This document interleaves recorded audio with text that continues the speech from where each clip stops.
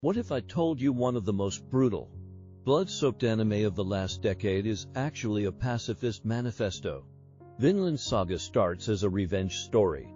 A boy watches his father get murdered, and he dedicates his entire life to killing the man responsible. Standard stuff, right? Except the series then spends over 100 chapters systematically dismantling everything that revenge story taught us to want. Today we're breaking down the lessons buried in this Viking epic, lessons about violence, masculinity, purpose, and what it actually means to be strong. And fair warning, we're going deep into spoiler territory. So if you haven't watched or read Vinland Saga, bookmark this and come back. Let's get into it. Lesson 1. Revenge is a cage. Thorfinn spends his entire adolescence chasing one thing: a duel with Aesglad, the man who killed his father Thores. He joins Aesglad's band, fights in countless battles, and racks up a body count that would make most Vikings proud, all for the chance to earn an honorable duel. And then Aesglad dies, not by Thorfinn's hand, but by his own choice, protecting someone else entirely. Thorfinn's reaction isn't relief. It's not closure. It's complete psychological collapse. Because revenge wasn't just his goal, it was his identity. Without it, he has nothing. No skills except killing. No relationships except with killers. No sense of self whatsoever. The series makes a brutal point here. Revenge doesn't free you from the person who wronged you. It chains you to them. Thorfinn spent years orbiting Aesglad like a moon, defining his entire existence in relation to his enemy. The person he hated most became the center of his universe. This is the trap. Revenge feels like agency, like you're taking control of your story. But really, you're handing that control to someone else. You're letting the worst moment of your life dictate every moment after it. Lesson 2. Violence is not strength. Early in the series, Thor, the greatest warrior of his generation, says something that reframes everything. A true warrior doesn't need a sword. At first, this sounds like typical pacifist idealism. Easy to say when you're strong enough to disarm anyone. But the story earns this philosophy by showing us its opposite. Look at the strongest fighters in Vinland Saga.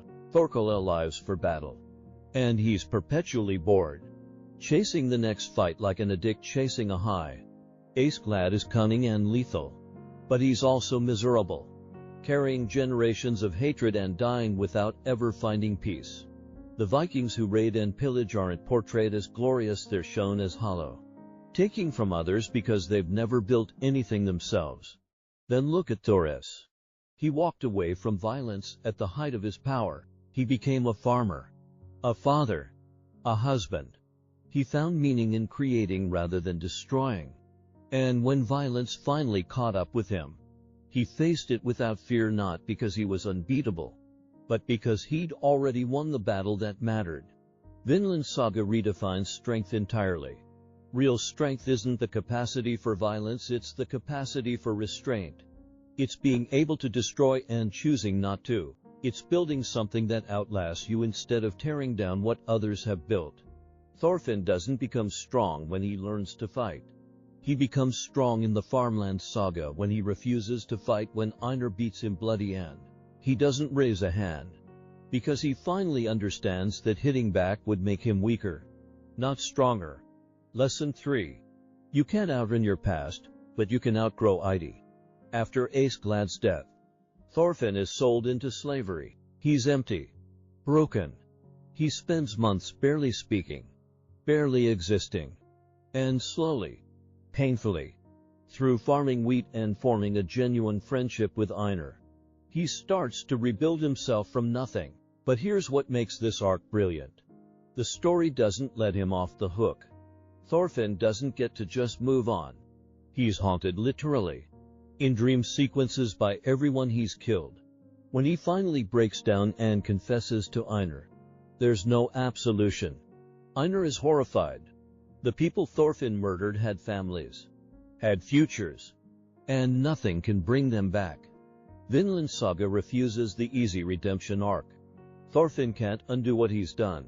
He can't apologize to the dead. He can't balance some cosmic ledger through good deeds. What he can do is change. He can become someone who would never commit those acts again. He can dedicate his future to preventing the violence he once caused. This is the series' answer to guilt. You don't escape it. And you don't deserve to. But you can carry it forward as fuel for becoming better. The weight of your past becomes the foundation of your future, not something to forget, but something to build on. Lesson 4. Meaning comes from creation, not destruction. The title itself is a clue. Vinland, the name Vikings gave to North America, represents Thorfinn's ultimate goal.